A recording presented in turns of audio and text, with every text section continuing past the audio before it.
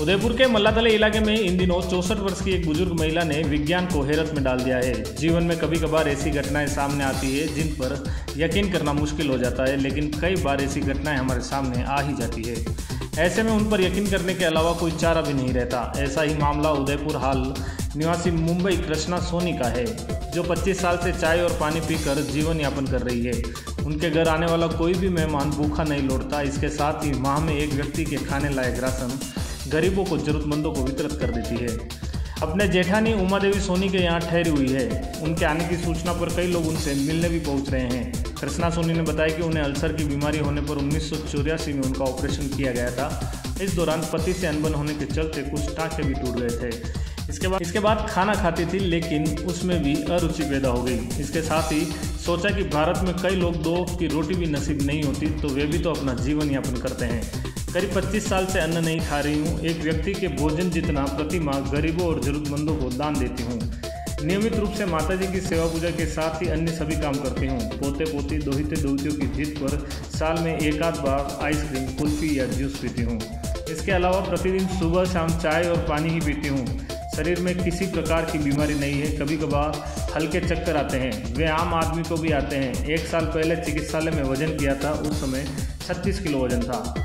उनकी भतीजी डॉक्टर सुरेखा सोनी ने बताया कि चाची 4 घंटे सोती हैं। उनकी दिनचर्या में सुबह से लेकर रात तक व्यस्तता रहती है। कभी भी थकान और आलस नहीं दिखाई देता। करीब 5 दिन से मैं 24 घंटे उनके साथ हूँ। यह सब देखकर मुझे काफ़ी आश्चर्य हो रहा है। यह वास्तव में भगवान के चमत्कार से कम नहीं है। उनके देवर गजेंद्र सोनी ने बताया कि भाभी अपने सारे काम खुद करती है। इसके साथ ही परिवार का खाना भी स्वयं बनाती है। केवल पानी और चाय से इतनी एनर्जी कैसे मिलती है, यह आश्चर्य की बात है। उन्होंने बताया कि भाभी का पीहर जड़ियों की ओल में था। मेरा नाम उमा देवी सोनी है।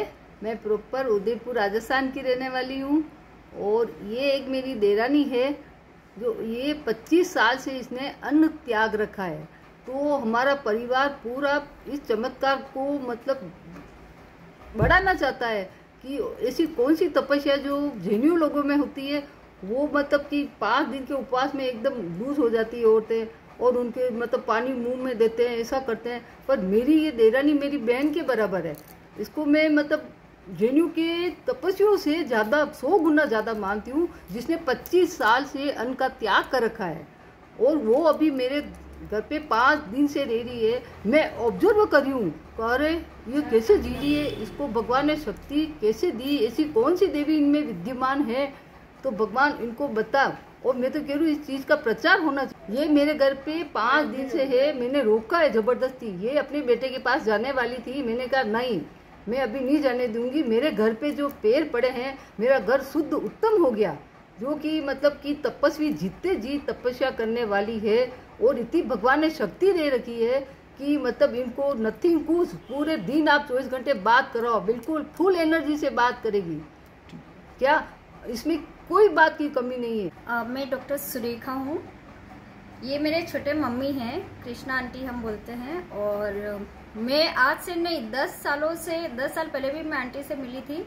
तो सिमिलरली यही था कि आंटी पानी और चाय के अलावा कुछ भी नहीं लेती। इवन मॉर्निंग में भी केवल पानी और चाय चाहिए, और इवनिंग में भी पानी चाय चाहिए। इसके अलावा मैंने जो कंटिन्यूसली 10 ईयर्स पहले जो मैंने ऑब्जर्व किया था, वो भी सेम था। और आज जो 5 दिन से घर पे आई हुई है आंटी, तो मैंने कंटिन्यू सारा काम छोड़ करके मैं 24 आवर्स आंटी के साथ रहती हूँ। इवन सोती भी आंटी के साथ हूँ।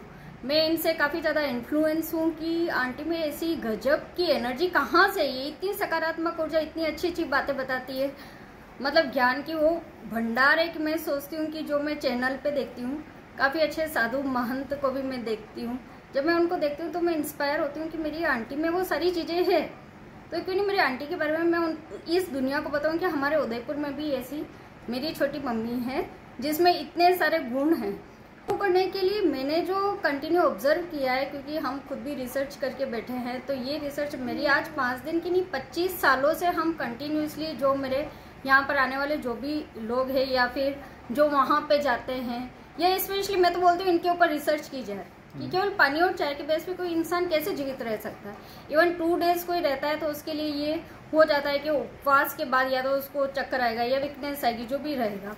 इवन जब आंटी आई उसके बाद से हमारे यहाँ पे काफ़ी जैनी आंटी लोग भी आई है, उन्होंने इनको इनको काफ़ी अपने साधु से भी ज़्यादा बताया है और इनके चरण स्पर्श किए और हमें ये बोला है कि हमारे जैनियों से बढ़कर के ये जो कर रही है इनको काफ़ी आगे बढ़ाया जाए। मेरा नाम कृष्णा सोनी है। मैं उदयपुर की रहने वाली हूँ। अभी मैं बॉम्बे में रहती हूँ और 25 साल से मैंने अन्न को त्याग दिया है और मैं भारत के लिए जीना चाहती हूँ और भारत के जुड़े हुए में ही रहती हूँ और मेरा जो भी अन्न मेरे नाम का बचता है वो मैं गरीब या फिर ज़रूरतमंद को दान कर देती हूँ और मैं अपने भारत को स्वच्छ और सुंदर देखना चाहती हूँ और जो सभी बच्चे हैं भारत के उन सबको मैं बहुत प्यार देना चाहती हूँ और प्यार से रखना चाहती हूँ।